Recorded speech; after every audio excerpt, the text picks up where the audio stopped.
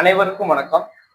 இன்றைய தினம் நம்முடைய நிகழ்ச்சிக்கு சிஐடியுடைய திருநெல்வேலி மாவட்ட தலைவர் தோழர் முருகன் வந்திருக்காங்க. வணக்கம் தோழர்.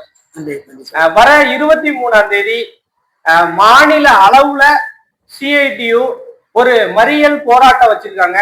அது ஏன் அப்படின்னு கேட்கறதுக்காக தான் தோழரை நம்ம அழைச்சிருந்தோம். அது ஏன் தோழர்?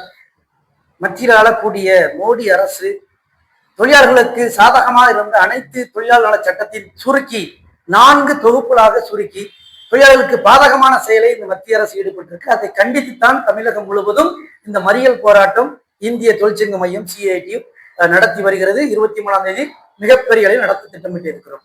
நம்ம திருநெல்வேலியில எந்தெந்த பகுதியிலெல்லாம் நீங்க போராட்டம் நடத்த திட்டமிட்டு இருக்கீங்க தோழர்? திருநெல்வேலியில வண்ணாரப்பேட்டை அருகில் இருக்கக்கூடிய பிஎஸ்என்எல் மத்திய துறை அலுவலகம் முன்பும், அதே போல பள்ளியூரிலும் வங்கி முன்பும், அதே போல அம்பாசமுத்திரத்துல எஸ்பிஐ வங்கி முன்பாக நடைபெறுகிறது. திருநெல்வேலி மறியல் போராட்டத்திற்கு மாவட்ட தலைவர் தலைமையில் நடைபெறுகிறது. அதே போல் வள்ளியூரிலே சிஐடியுடைய மாவட்ட செயலாளர் சரவண பெருமாள் தலைமையில் நடைபெறுகிறது.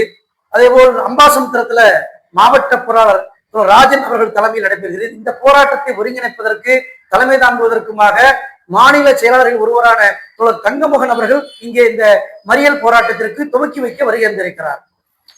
சிறப்பு தோழர்.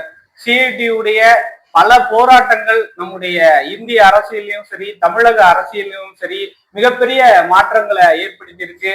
ஒரு அடித்தட்டு மக்களுடைய வாழ்க்கையை பத்தி சிந்திக்கக்கூடிய, தொழிலாளர்கள் பற்றி சிந்திக்கக்கூடிய ஒரே அமைப்பு சிஐடியு தான்.